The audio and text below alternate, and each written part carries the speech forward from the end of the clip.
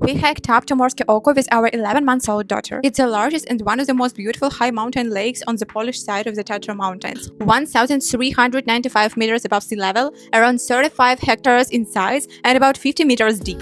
First, we drove our car to the parking lot closest to the trailhead. Turns out it's better to book in advance if you want to park closer to the mountain. Parking costs around 50 to 100 zloty per day. The closer you are, the more expensive it gets. At the parking lot, a bus was waiting to take us to the place where we could buy tickets to get up the mountain. The ride took about 30 minutes, so obviously we had a croissant for fuel. We got off and headed to the ticket office.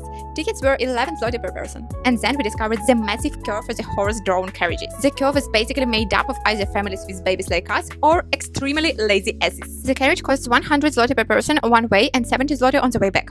We waited for 1 hour and 40 minutes. Technically, you can walk there in about 2 hours and 20 minutes, but with a stroller and a baby who slept great in the car and absolutely does not enjoy sitting in a stroller while going uphill, you get the idea. And finally, we got on the carriage. The ride was actually fun. It took around 1.5 hours, and those horses are absolutely heroes. But that still wasn't the end. The horses dropped us off at a point where we still had to walk 2.2 kilometers uphill. Our daughter quickly went from her Jew stroller to Dad's arms and then to Mom's arms, taking turns. I still don't understand why the carriage doesn't go all the way to the lake, because the road is literally paved almost all the way there. There were obviously a lot of people because this is probably the easiest hike I've ever seen. And here we are, Morskie Oko. Okay, now. It's definitely much colder up there, so I layered up the baby, layered up myself, and went to get some hot tea and chocolate.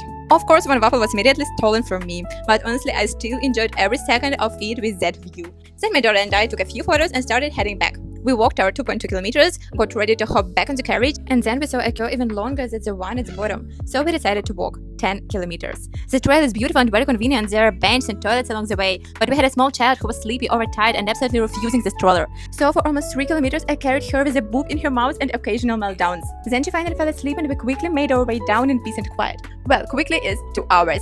We got on the bus back, she woke up, and we finally made it back to the car. That's it.